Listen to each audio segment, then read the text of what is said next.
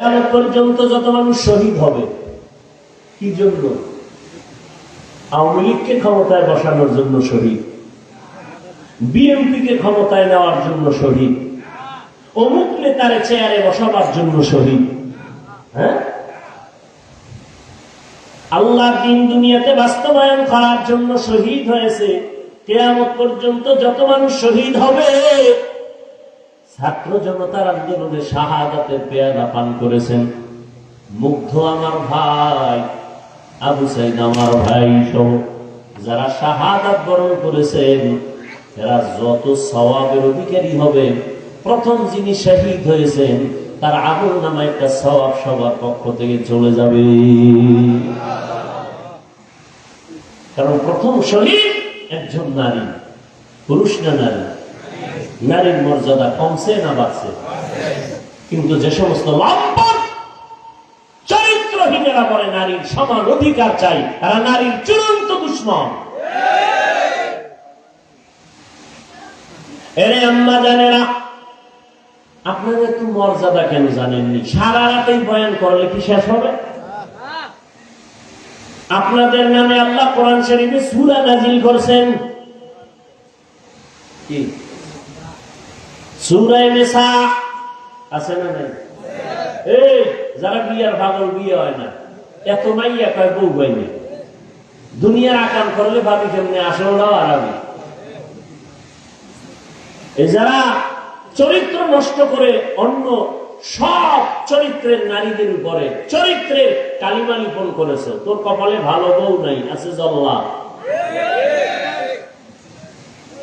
হাসিস না, কথাটা খুব কঠিন, কেয়ার পাবি সময় মতো।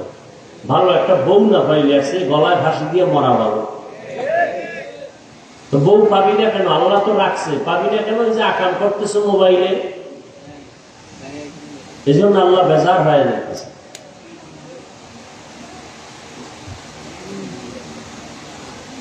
চরিত্র মানুষের অমূল্য সম্পদ।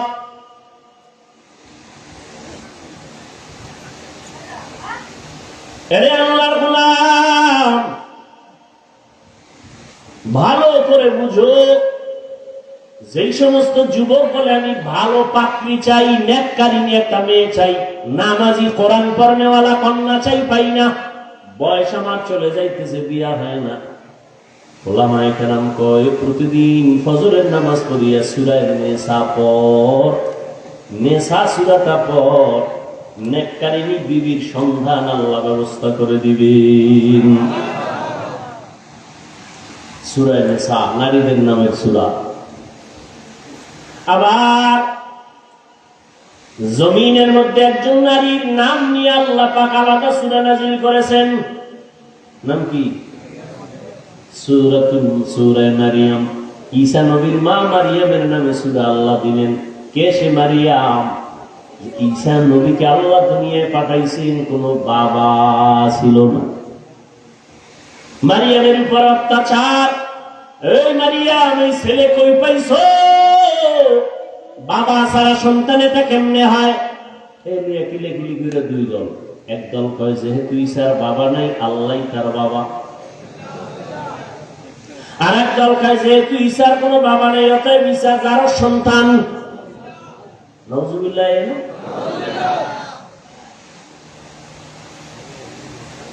ঈসা নবী আর মুসা নবীকে যারা মানার দাবি করে, এখন তো তাদেরকে মানার আসল উম্মত নাই, এমনি চাপাবাজি করে মানে। এদের এক দলের নাম ইহুদি, আর এক দলের নাম খ্রিস্টান। তো এরা আসলে মূলত ঈসা নবীও মানে না, মুসাকেও মানে না। ইসলামী আইনে মানবে মোহাম্মদকে, তাকে তো মানবে না। কল্লা হলাই দিলে ওরা মানবে না। কেন? ওদের ভিতরে জীব, প্রতিহিংসার জীব। মোহাম্মদ শ্রেষ্ঠ নবী ইহুদি ধর্মের নবীদের ঘরে আসলো না কেন? ইসমাইলের ঘরে আসলো কেন? এই জীব। ভাইরা আমার, নারীদেরকে আল্লাহ এত মর্যাদা দান করেছেন, কারণ তুমি আম খাইতে চাও, আম গাছ লাগাও, গাছের যত্ন করো তো ফল ভালো হবে, ঠিক নেই? তুমি দুনিয়াতে যত সন্তান আছে সব মায়ের গর্ভ থেকে আসে। আর আসার পরে সন্তান মায়ের কাছে সময় বেশি কাটায়।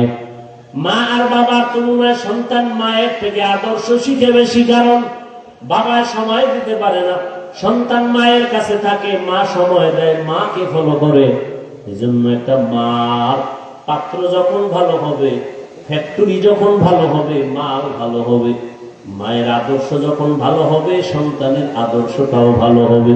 এজন্য এই দুনিয়ায় যত সন্তান ভালো হয়েছে সব হলো মায়ের অবদান। এসপি সাহেবের ব্যবহার ভালো, খবর নিবেন তার মা ভালো। ওসি সাহেবের মা ভালো, খবর নিবেন তার মায়ের আদর্শ ভালো। অমুক হুজুরের ব্যবহার ভালো, খবর নিয়ে দেখবেন তার মায়ের আদর্শ ভালো।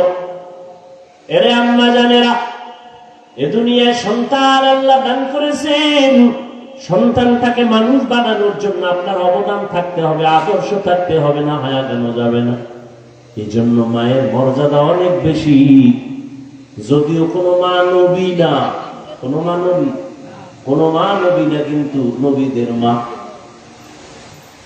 কিয়ামতের ময়দানে কঠিন সময় মা বাবার পরিচয় দিবে না, সন্তানের পরিচয় দিবে না, কেউ কাউকে আপন বলে ডাকবে না। ওই সময় জান্নাতের 8টা দরজা খোলা হয়ে যাবে, 4 জন মহিলাকে ডাকবে, আসো তোমার হিসাব লাগবে না, ঢুকে যাও। এই জন্য দুনিয়াতে টাকা পয়সা কিছুই না। কই জীবনে কম কামাই করলেন না, বাড়ি গাড়ি থুইয়া আজকে অনেকে আগুন লাগাইয়া দিছে। জীবনভর কামাই করলেন, কি লাভ হলো সেই বাড়ি গাড়ি করিয়ে? এর পিছনে কত সময় দিলেন, না ছেলে খাইতে পারলো, না মেয়ে খাইতে পারলো, না বউ খাইতে পারলো, না আপনি খাইতে পারলেন। এই সম্পদ দিয়া লাভ নাই, বিল্ডিং বাদ দিয়ে টিনের ঘর ভালো।